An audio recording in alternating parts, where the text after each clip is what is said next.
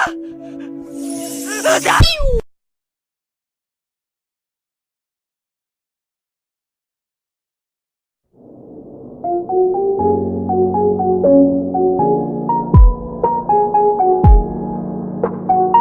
halo semuanya, selamat datang kembali di channel Unimisan, channelnya para wibu Indo maupun mancanegara.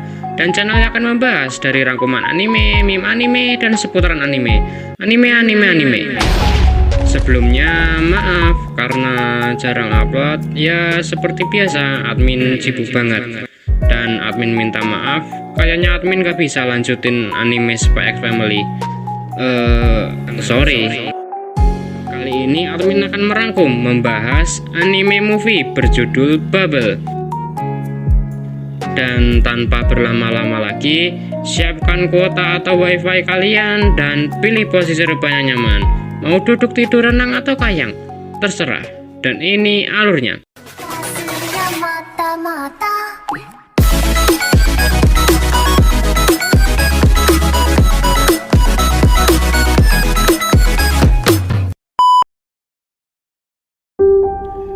Tempat di dunia ini berlatar di Tokyo, tepatnya setelah bencana. Bukan seperti bencana pada umumnya, bencana ini diakibatkan oleh gelembung-gelembung misterius di seluruh dunia. Dan kemudian terjadi sebuah ledakan besar di menara Tokyo yang tidak diketahui penyebabnya. Dan dari hal tersebut, medan gravitasi Tokyo menjadi tidak seimbang. Dan dari ledakan itu juga Tokyo diselubungi oleh gelembung besar.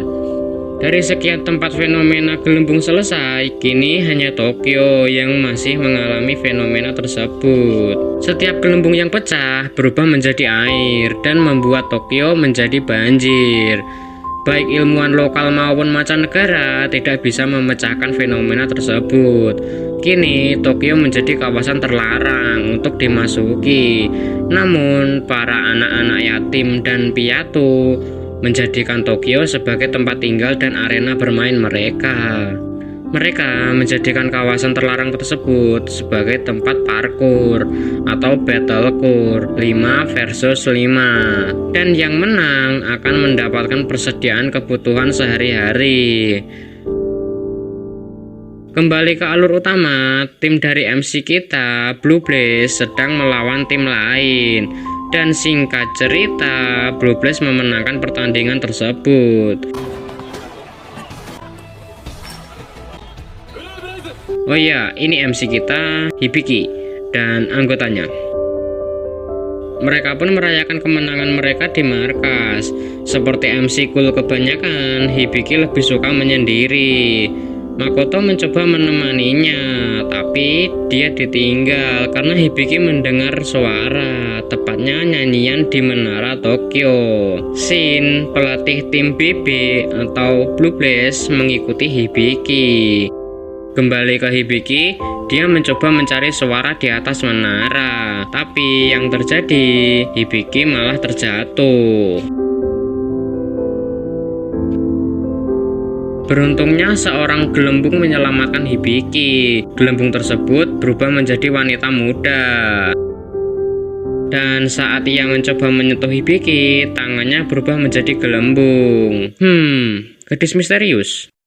Lanjut. Singkat cerita, Shin menemukan dan membawa Hibiki dan gadis tersebut ke markas. Gadis tersebut tampak aneh, dia seperti asing dengan benda-benda di sekitar.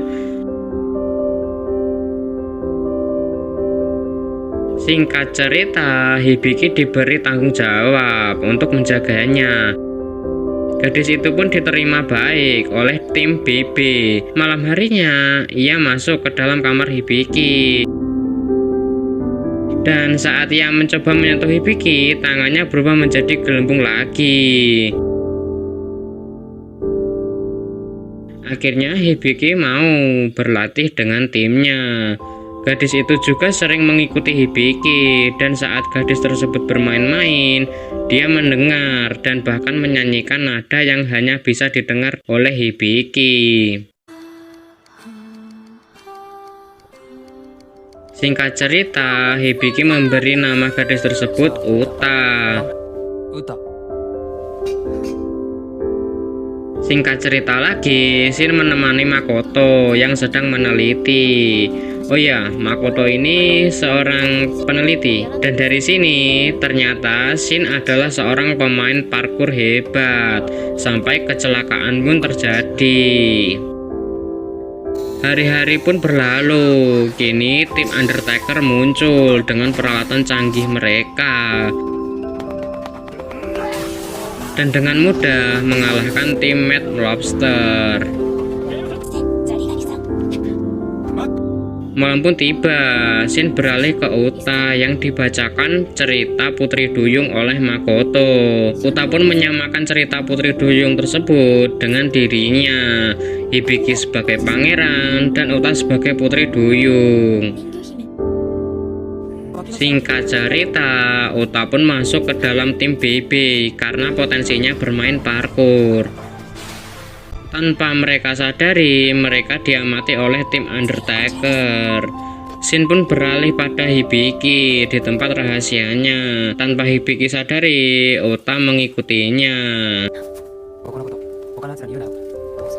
Hibiki bercerita kepada Uta, baginya tempat ini adalah tempat yang bisa menenangkan pendengarannya dari kebisingan kota.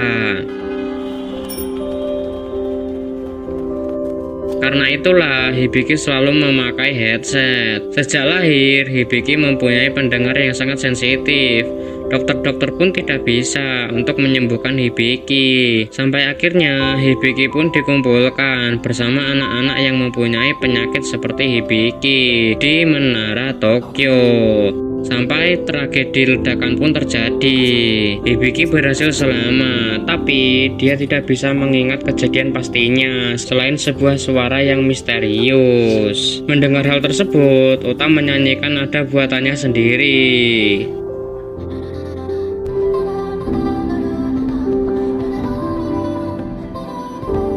Tapi dia takut menyentuh Hibiki. Dia takut akan menjadi gelembung lagi. Singkat cerita, tim Undertaker menyelinap ke markas tim BB, menculik Makoto dan memberi kartu tantangan. Semua tim BB menerima tantangan tersebut, termasuk Hibiki dan Uta. Hari pertandingan pun tiba. Ini pertandingan pertama Uta. Singkat cerita, pertandingan ini sangat sengit. Satu persatu tim Undertaker dan tim BB jatuh.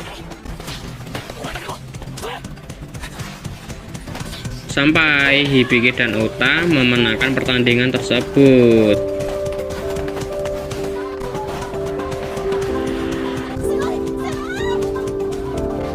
Sialnya, tangan Uta menjadi gelembung saat memegang tangan Hibiki.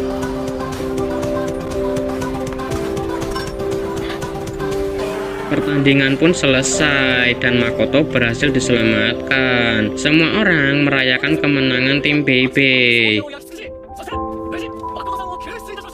Kali ini Uta tidak ikut merayakan kemenangan tersebut.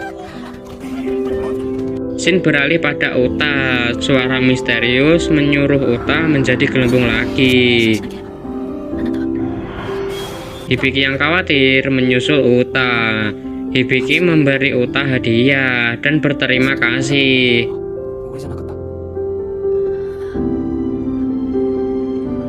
Saat suasana romantis tersebut, suara misterius terdengar keras dan dibarengi munculnya banyak gelembung.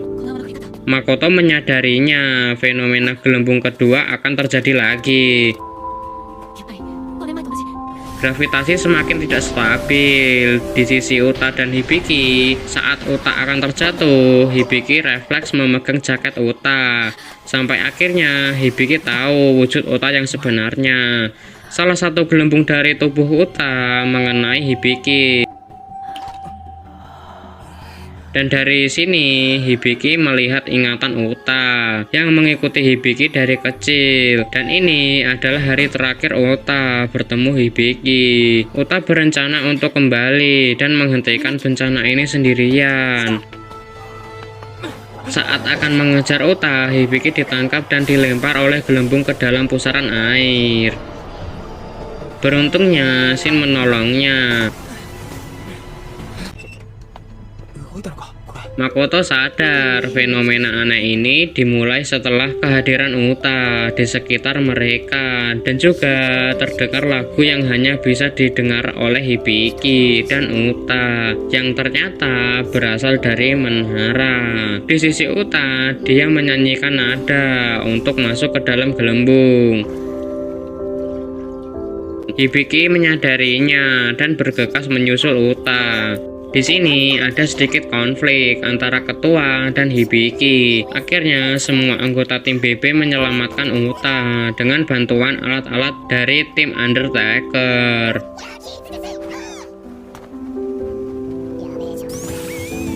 Singkat cerita, mereka pun hampir sampai ke menara.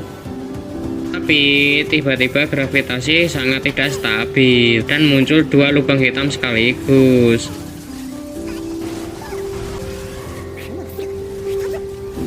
Di saat kejadian yang chaos itu, Shin datang dengan teknik legendarisnya.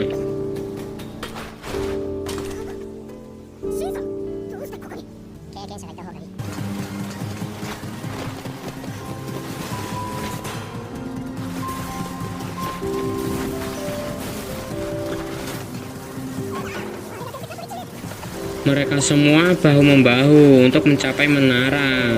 Singkat cerita, dengan kerjasama dan kekompakan yang solid, Hibiki berhasil mencapai observatorium.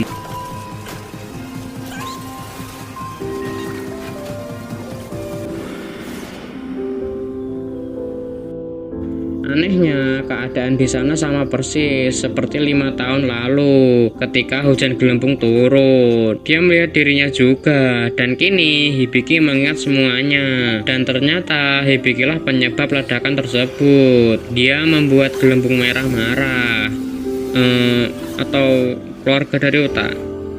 Admin kurang tahu sih tentang ini. Tapi intinya Hibiki membuat marah gelembung merah, dan yang menyelamatkannya adalah Uta yang masih dalam bentuk wujud gelembung. Singkat cerita, Hibiki melihat Uta yang ditahan oleh gelembung lain.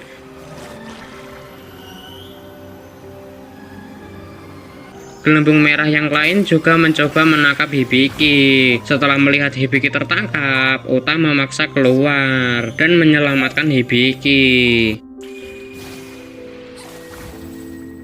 Hibiki mencoba menghindari gelembung-gelembung merah sambil membawa Uta. Sampai akhirnya mereka berdua berhasil keluar dari gelembung tersebut dan selamat.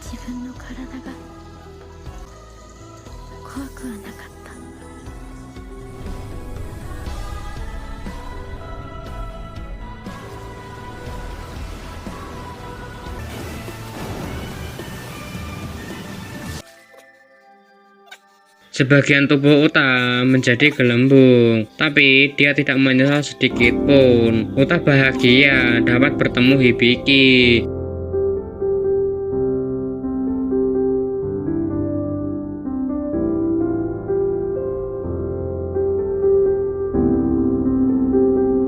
Uta pun kini menjadi gelembung dan menyebar ke seluruh penjuru dunia.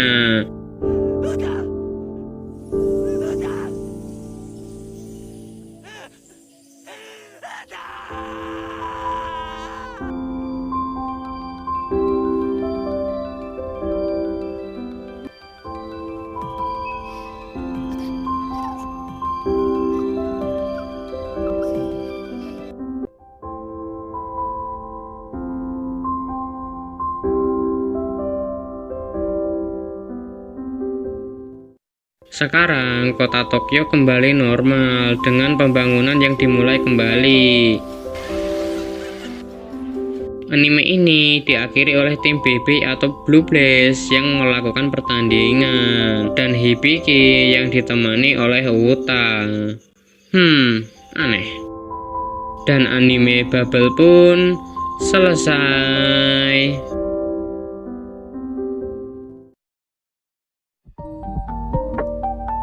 Gimana menurut kalian? Baguskah atau biasa saja? Coba komen di bawah. Ya, menurut admin sih cukup bagus. itulah alur anime movie Bubble. Jika ada yang kurang, kalian bisa tambahin di kolom komentar. Dan jika ada salah kata, admin minta maaf. Jadi jangan lupa subscribe, like, komen, dan share. Oh iya, jangan lupa aktifin loncengnya juga ya.